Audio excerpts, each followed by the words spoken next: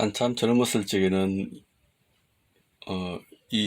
이분의 그 위대한 말씀을 전혀 이해할 수 없었습니다. 이제 어느 정도 나이를 먹고 나니까 참 위대하신 그런 분이었구나 이렇게 생각을 하게 됩니다. 오늘 그래서 이분의 그 위대한 언어 말씀, 그 말씀을 한번 읽어보겠습니다. 뭐 여러 가지 조건이 열악합니다. 그래서 혼자 한번 읽어보겠습니다. 잘 될지 안 될지는 잘 모르겠습니다. 그냥 한번 읽어볼게요. 삶이란 그 무엇인가에, 그 누구인가에 정성을 쏟는 일. 스님, 거처하는 방문 앞 아름드린 느티나무 잎이 마지막 역사인 아름다운 단풍으로 물들었다가 떨어졌겠지요. 잎을 훌훌 털어버리고 엄동을 맞을 비장한 차비로 의연하게 버티고 서 있는 모습이 스님의 모습과 겹쳐 든든하고도 선합니다. 고난의 길을 뚫고 가려면 간편한 몸차림을 하라는 가르침인가요? 해마다 낙엽을 보며 또 엄동에 까맣게 언 솔잎을 보며 느끼는 일입니다. 참 삶이란 부단히 버리고 끝끝내 지키는 일의 통일처럼 느껴집니다. 신진대사가 순조롭게 이루어져야 생명의 운행이 제대로 이루어지는 이치와 같습니다. 가을의 낙엽에서는 버림 청산을 결행하고 겨울에 얼어붙은 솔잎에서는 극한의 역경에서도 끝내 지켜야 할 것은 지키라는 것을 온몸으로 가르침을 배운다고 여기면서도 그게 쉽지 않고 버리기도 지키기도 힘들다는 점만을 알 따름입니다. 그러다 보니 어정쩡하게 목숨만 이어갑니다. 버릴 줄 알아야 지킬 줄 알겠는데 버리지도 못하니까 지키지 못합니다. 느티나무는 가을에 낙엽진 다음 해마다 봄이 되면 새 잎을 피울 뿐만 아니라 껍질도 벗습니다. 누에를 쳐보니 5번 잠을 자고 5번 허물을 벗은 다음 고치를 짓습니다. 탈피, 탈각이 없이는 생명의 성장과 성취는 불가능하다고 봅니다. 탈피, 탈각을 하지 못하면 죽음이겠지요. 단풍과 지는 해가 산천을 아름답게 물들이는 것을 보면서 때때로 인생의 마지막을 저렇게 멋지게 마치진 못할 망정 추접게 마치지는 말아야 하는데 하고 느낍니다. 사실 마지막이란 일상이 쌓여서 이루어지는 거지 어디서 느닷없이 나타나는 게 아닐진데 삶이 제대로 이루어져야 끝마침도 제대로 이루어지겠지요. 제대로 이루어진다는 건 자연의 운행과 역사의 과제에 충실한 삶을 사는 건데 세상의 흐름은 자연과 멀어지고 역사보다는 순간과 개인적인 삶으로 오그라드는 것 같습니다. 한로와 추상이 낙엽과 결산을 결행하듯 각자는 자기에게 추상 같을 수 있어야 타락과 답보에서 벗어나 옳게 살 수 있고 민족도 때때로 추상을 내리고 병력을 쳐서 민족 정기를 바로 세워야 제 모습을 되찾을 수 있을 것 같습니다. 얼버무림은 단풍도 낙엽도 가져오지 못하고 더더욱 새로운 생명을 탄생시키지도 못할 뿐만 아니라 압살시키고 말겠지요. 자연계가 한 해에 몇 차례 태풍과 뇌성 병력을 쳐서 생태계를 추스리듯 개인과 사회도 그런 일이 생겨 생명을 추스리고 침체의 늪에서 떨쳐 일어나야겠습니다. 그런데 스님, 추상으로 낙엽이 지는데 우리 농촌은 그 무슨 얄궂은 돌개 바람이 불어서인지 젊은이들이 혹은 온 집안이 정든 고향을 떠나갑니다. 무슨 경을 외워 이 바람을 잠재울 순 없을까요? 농가는 이 가을에 빚을 털어버리고 민족은 이 가을에 분단의 장병을 털어버려야 하는데 그게 찰거머리처럼 달라붙어 피를 빨고 있습니다. 올해 책정된 쌀값과 수매량으로는 농가빚의 이자도 안 됩니다. 농민은 다 빚쟁이고 노동자는 46%가 빚쟁이랍니다. 몇 퍼센트 인상이 사람을 살리는 게 아닙니다. 쌀값이 빚이나 갚을 수 있게 해야지 거기 무슨 딴 수작이 있겠어요. 구도하시는 스님들도 공양을 드려야 염불도 참선도 하시는데 밥 먹고 사는 사람이 쌀을 없인 여기는 건 백성을 얕잡아 보는 데서 나옵니다. 농민들이 추상같은 벼락만이 빚을 떨쳐버릴 수 있고 민족의 추상같은 내성 병력 없이는 분단의 장벽을 허물어지지 못할 것 같아요. 때때로 백성과 민족의 본때를 보여줄 필요가 있습니다. 스님, 딴 일은 거의 끝나고 요 며칠째는 산수유를 따고 있습니다. 퇴비만 주다가 올해 뒷걸음을 듬뿍 주었더니 가지가 땅에 닿도록 지천으로 열렸습니다. 수유 키운 이야기 좀 해볼게요.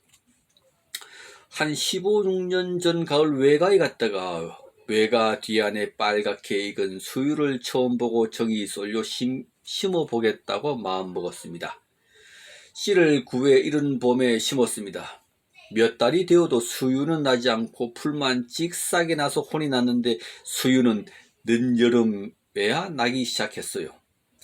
씨는 다 봄에 뿌린다는 게 저의 상식이었습니다. 그런데 그게 아니었어요. 수유씨는 아주 단단해요. 살구씨, 복숭아씨보다 더 단단해요.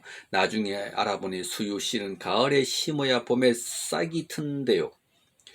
배추, 무 같은 건 그저 적당히 뿌리면 싹 트지만 도라지, 우엉, 황기 같은 건 해동되자마자 씨 뿌릴 고를 단단히 밟아 수분 증발을 막아야 씨가 제대로 싹 틉니다. 씨라는 것도 지각기 나름대로 성질이 있다는 걸 알았습니다. 씨앗보다 좀 더 복잡한 인간이나 인간 집단은 또 다른 나름대로의 성질이 있겠지요. 그걸 탐구하는 것이 종교인가요? 골치 아프겠습니다. 인간을 인간으로 서게 하기 위해서는 그러한 탐구가 필요한 것 같습니다. 씨앗 이야기 나온 김에 최종 이야기 좀 해볼게요. 전에는 자기가 지은 논밭에서 잘된 이삭이나 고추를 따서 심었는데 몇 해 전부터 나락씨는 면사무소, 고추씨나 배추씨 같은 건 종묘상에서 사다 심습니다. 며칠 전 텔레비전 뉴스에 봉화 지방에 중만생종 벽씨를 심어서 제대로 여물어지지 않아 손해를 봤다는 게 있었고 영양에서 농민운동의 도화선이 된 감자씨 사건도 씨가 싹 트지 않았던 데서 일어났습니다. 물론 육종은 시험장에서 해야겠지만 씨앗을 남에게 전적으로 의존한다는 건 중대한 문제 같습니다. 자가 체종이 불가능한 부분은 의존할 수밖에 없지만 이제 농민들은 거의 아무런 고뇌 없이 씨앗을 거의 다 외부에 의존하고 있습니다. 이건 어찌 생각하면 농사 짓기가 편해졌다고도 할 수 있으나 실은 핵심의 일부를 놓치는 결과를 가져온 게 아닌가 여겨집니다. 그 부작용으로 해마다 몇 건씩 면과 종묘상을 상대로 농민들이 소동을 벌여요. 그래서 수유를 심기 시작했습니다. 한약방 차린 아는 젊은이에게 수유 심는 이야기를 하니까 그게 언제 커서 돈이 되겠느냐며 나무랐고 이웃들도 한 5년이나 10년쯤 있어야 돈이 된다니까 그들도 보지도 않습니다. 당장에 수가 나지 않는 일은 않겠다는 것이었습니다. 나무 심어 10년은 잠깐입니다. 5년쯤 되자 초봄에 노란 꽃이 몇 개 달리기 시작하더니 10년쯤 되자 꽤 커서 초봄에 추위를 뚫고 피어난 노란 꽃이 봄 추위를 녹여주고 정취를 돋구어 주었습니다. 그래서 추사도 황화주실이라는 글귀를 썼는가 봅니다. 묘목을 가꾸어 이웃에 나누어 주며 눈치를 살폈습니다. 큰 나무만 달라는 사람이 섞여 몇몇 사람은 씨앗을 달라고 했어요. 그들만 기억에 생생합니다. 그들은 끝끝내 수유를 키우고 가꿀 겁니다. 비록 수유값이 똥값이 되더라도 나무를 어찌 돈으로 따지겠어요. 살기가 하도 급하다 보니 조급해서 그런 거겠지만 수유 심는다고 나무라던 이웃들은 아직도 그 구렁에서 헤어나지 못하고 수유는 커서 심은 이에게 물신양면으로 도움을 주고 있습니다. 스님, 나무를 심는다는 건 희망을 심는 일이며 조국 강산을 수놓는 일입니다.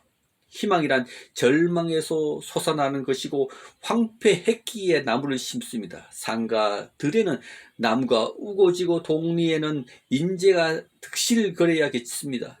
전 농촌에서 나무를 심겠어요. 스님은 그곳에서 이 나라의 주춧돌과 대들보가 될 인재들을 키우고 계시겠지요. 땅 위에 빈틈은 없어요. 음지를 좋아하는 놈, 양지에서 잘 자라는 것, 반은 반향에서 잘 되는 것 여러 가지가 있어요. 곡식은 북주며 매 가꾼다고 하는데 마늘 같은 건 북주지 않고 뿌리 담을 파헤쳐야 알이 굵게 맺힙니다. 일률적이 아닙니다. 스님께서도 사람들을 만나보면 가지각색이지요. 가가부짜식이란 말이 있어요. 세상은 재미있고 사람이란 참 묘하고 기이한 존재 같은데 식물도 그와 같아서 농사 짓는 재미가 있습니다. 아마 일률적이면 실증이 나서 농사 짓기 싫고 사람이 몇 종류뿐이라면 세상은 삭막할 것입니다. 세상에 문제가 많다는 것은 사람의 다양성에 기인한 건데 그건 어쩔 수 없는 좋고도 골치 아픈 일이지만 공통점도 많아요. 못 먹으면 배고픈 게 사람의 약점이라고 노실은 말했지요. 추위 더위 함께 타고 스님 술에다 수유를 담그어 석 달쯤 되면 약주가 됩니다. 약효는 수렴, 자양강장, 식욕 증진 등인데 술을 담그면서 생각해 봤어요. 사람도 변할까? 술은 담그다 보면 왕왕 썩기도 하고 부패, 타락, 외소화가 아닌 참된 의미의 인간 개조가 과연 가능할까? 이건 사람에 대한 믿음 같기도 합니다. 지금의 그 사람들이 처음부터 그러했는가? 사회적으로 시달리며 이리 밀리고 저리 밀리다 보니 그렇게 된 게 아닌가? 그렇게 태어난 것이 아니고 그렇게 만들어졌는데도 다들 타성에 젖어 휩쓸려 갑니다. 우뚝 버티고 서서 방향을 찾게 할 수 있는 힘은 없을까 생각해 봅니다. 철따라 옷 바꾸어 입는 일에 골몰한 그대들에게 세상을 바꾸자는 말에 귀 기울이게 할 수는 없을까? 더 값진 집과 승용차에 인생을 건 그대들에게 세상을 바꾸자는 말이 먹혀 들어갈 수 있을까? 스님밭에 곡식이 제대로 자라지 못하니까 잡초, 독초가 길을 쓰고 자랍니다. 곡식이 자리 잡고 제대로 크면 잡초가 맥을 추지 못합니다. 세상도 그런 게 아닌가 여겨봅니다. 세상을 만들기 위한 근본은 사람인데 새로운 형태의 사람들이 나고 크는 일이 세상을 바꾸는 일의 근본이라 믿습니다. 그러한 사람들이 생겨나서 힘겹게 살기도 하고 죽기도 하는 것 같습니다. 인간 개조에 대해서 신영복 선생님은 다음과 같이 말했대요. 개인의 변혁 또는 개조가 그 사회적 수준의 변혁 또는 개조만큼 가능한 것입니다. 나에게 계속 주어지는 과제는 나를 어디에 세우고 어떤 과제 속에서 나의 일을 발견해 낼 것인가 하는 문제라고 생각하고 있습니다.